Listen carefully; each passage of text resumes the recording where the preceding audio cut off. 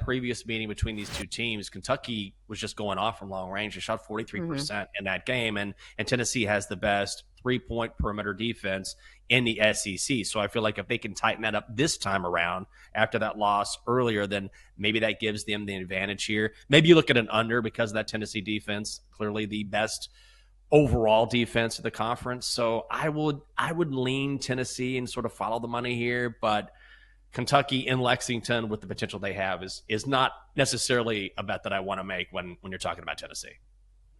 Yeah, I think because Kentucky is so tall and so athletic, if anybody can compete with that really lockdown Tennessee defense, it's Kentucky. And we saw that last time because, again, you mentioned it. This is a team that shot lights out from the three-point range against a really good three-point defense. So I'm not saying that they shoot 50% again, and maybe that's the route you go. So instead of a side, I think I'm going to go with the under here. We'll go under 149.5. I think this is even lower in some places. I've seen like 147.5, which can be tricky. You know, taking an under in a Kentucky game is not going to be fun. It's a team that likes to push the pace. But if Tennessee can control the tempo at all, this is a team that wants to play in the half court. So I'll go under 149.5. Let's go to the Big Ten. Let's go to number 20, Michigan, where the Wolverines are hosting number 7, Purdue. We've got the Wolverines, home favorites here, laying a 1.5, total of 150.5.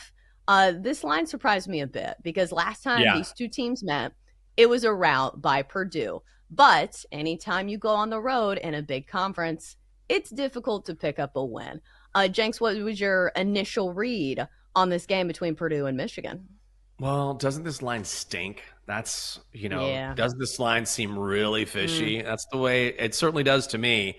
I would be on Purdue, but that seems like such a square side. I don't think the Wolverines should be favored in this game, but they are, which makes me think, all right, maybe you need to look at Michigan. But I just don't want to blindly bet Michigan just because I don't like the line here.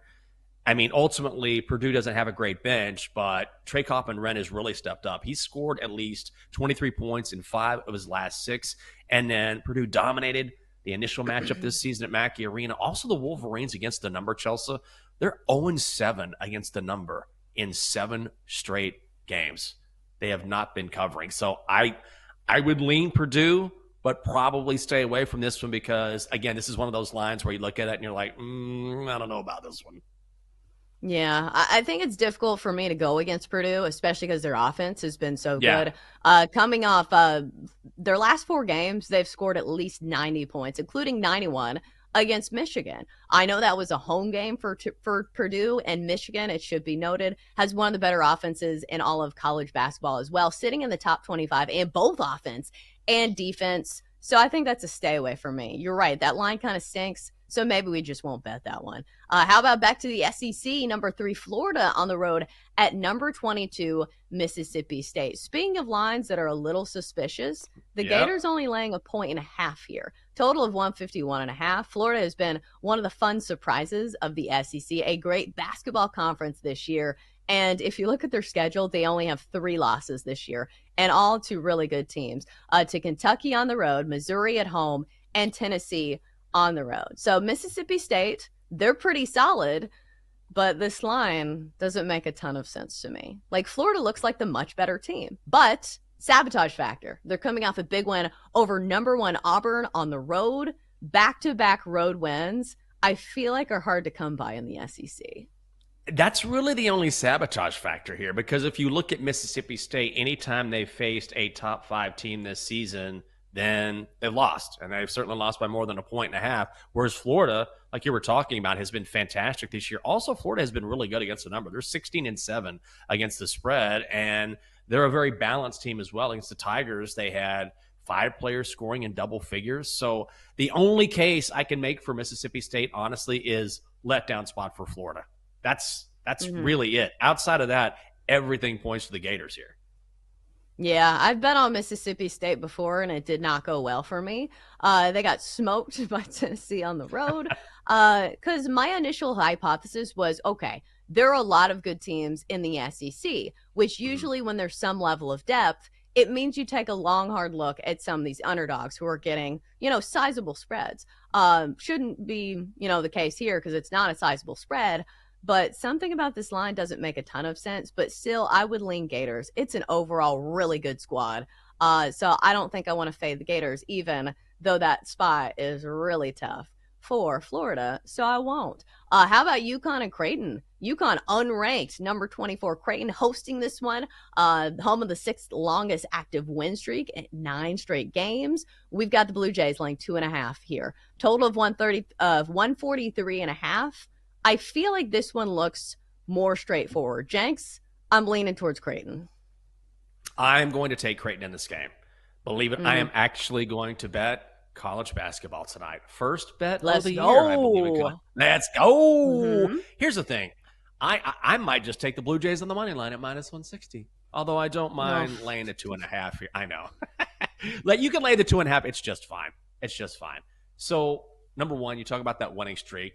Creighton has been rolling. They're ranked 30th overall by Ken Pom, and I never look at stuff like that.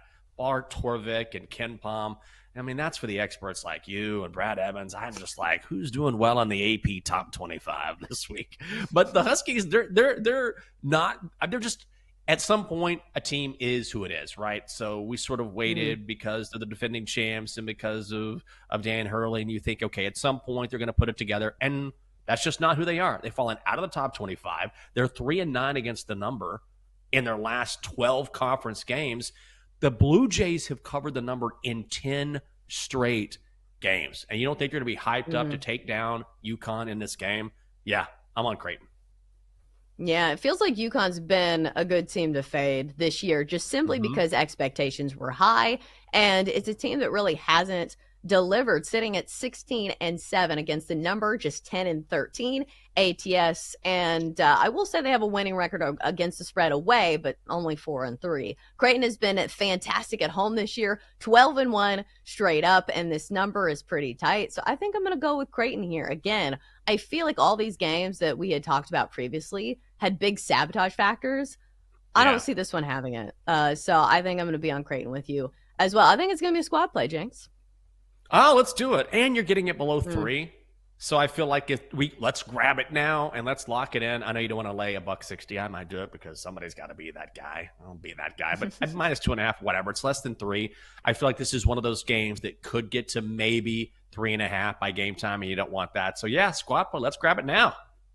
Yeah, I think I'm fading this UConn defense because their offense is pretty good, at least on paper, but their defense does not come to play. Not great against the top 40 offense at home in Creighton. So that's going to make the card for me. And Jenks, welcome into the world of college basketball betting.